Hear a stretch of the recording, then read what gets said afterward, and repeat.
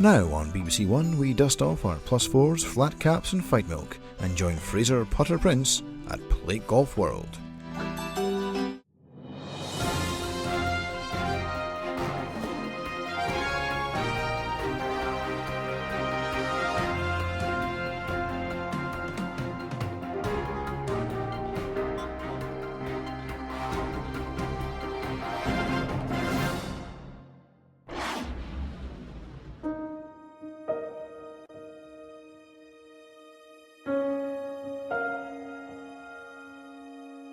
The word on the course, Rossi is the man to beat. I'm slightly concerned the state of my plate right now. It's had a bit of a hammering. There's no rim. It's been a long time coming. Last year wasn't quite my year. I think in many ways the important thing to remember is that at this stage we're all role models. Wilson's Corridors claimed another victim. Phenomenal drive there from Rossi. He's certainly stamped his authority on this hole. If I'm honest, I'm disappointed. It's been a poor start.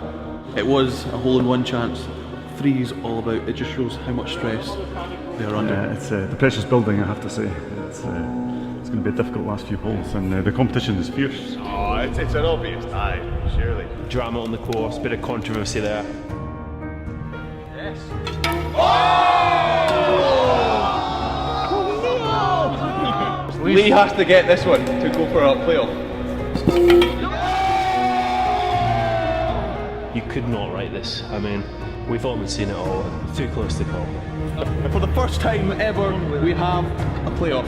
One more slug of that fight milk and I'm finished. He pulled off an amazing comeback there. The sight of victory was in Kenny's grasp. We have a champion!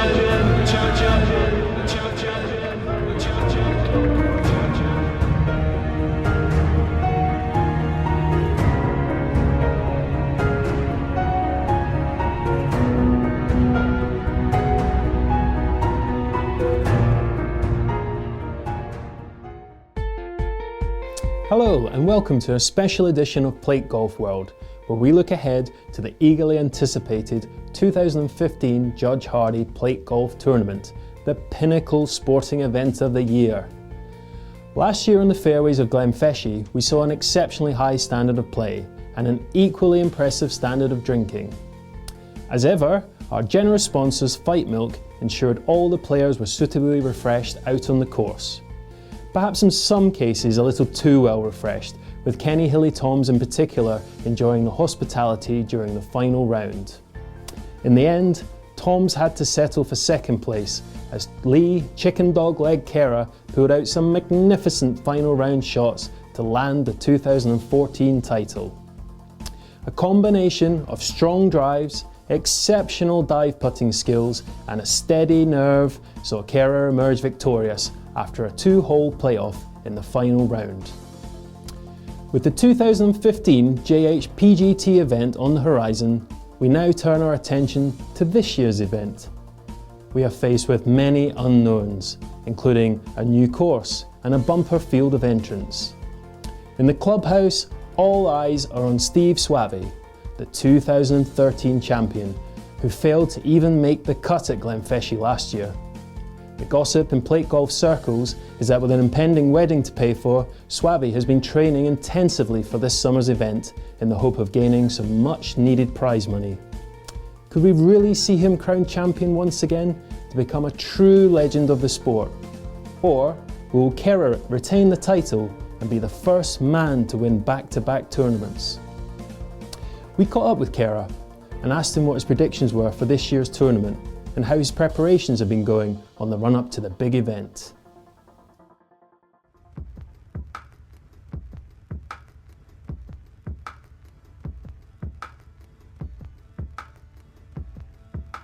This year I've been concentrating solely on my short game.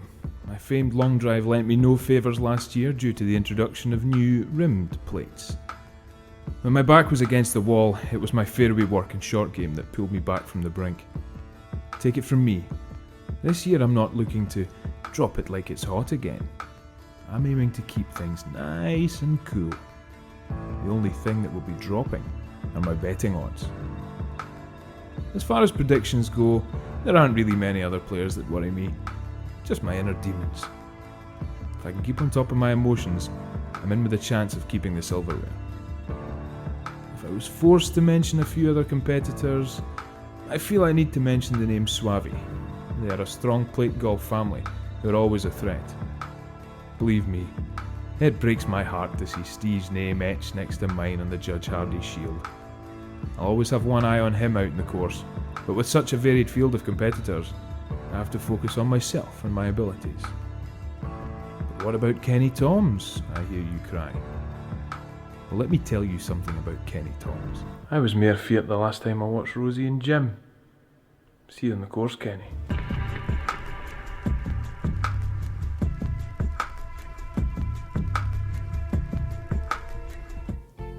With the sport of plate golf growing in strength every year, there may be some of you tuning into this year's event for the first time.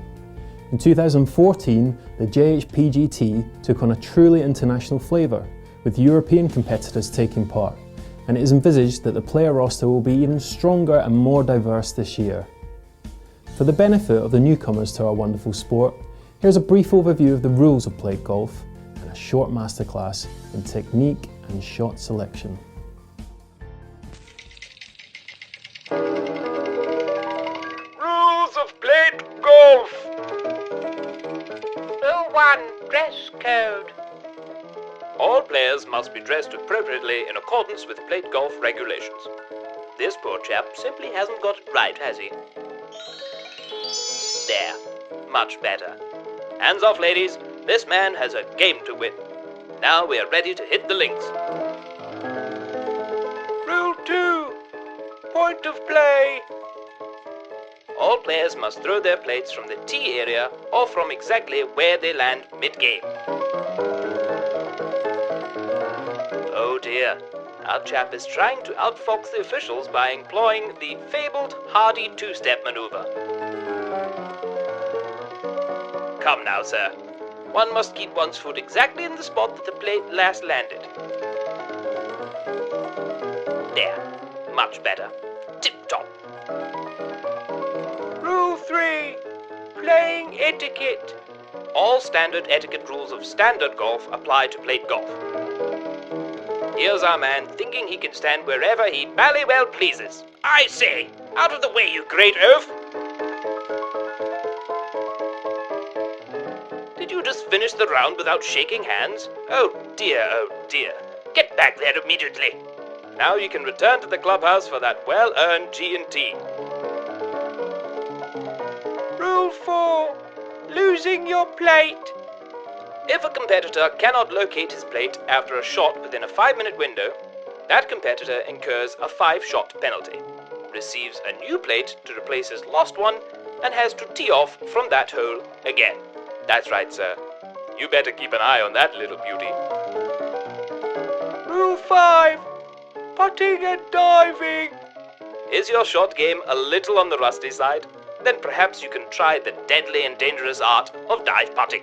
Players must execute diving putts from a position which has at least 1 foot on the spot at which the plate last landed. There are 3 popular variations that our man will now demonstrate. The first is the two-handed Yantha, quick release diving style.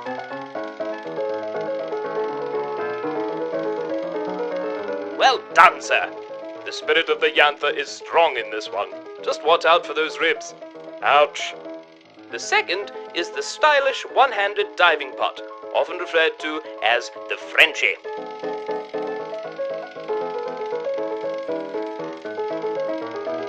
Bravo! Très bien, monsieur! And the third is the two-handed O'Toole dive, favoured by our Celtic cousins. Hold on for dear life and give it all you've got, old chap. Oh, Jesus! Fair play to you, man, there. And remember, these shots are recommended for putting play only. Oh, dear me. There's no use in teeing off with one, is there, sir? Rule 6. Out of bounds. If a plate is deemed out of bounds or unplayable, that player must add 1 shot to that hole's final total. Don't fret, my man. You'll be informed of the course boundaries before the start of play. There we have it, all the rules of plate golf. Now, let's get out onto the fairways and have a jolly old time. And there you have it. The scene is set for what should prove to be a momentous tournament. There are lots of uncertainties going into this year's event, but the one thing we can be certain of is that you can follow all the action right here on Plate Golf World, where we will have exclusive coverage of the final round. Until then, it's goodbye from me, Fraser Putter Prince, and everyone else here at Plate Golf World, and may the best man win.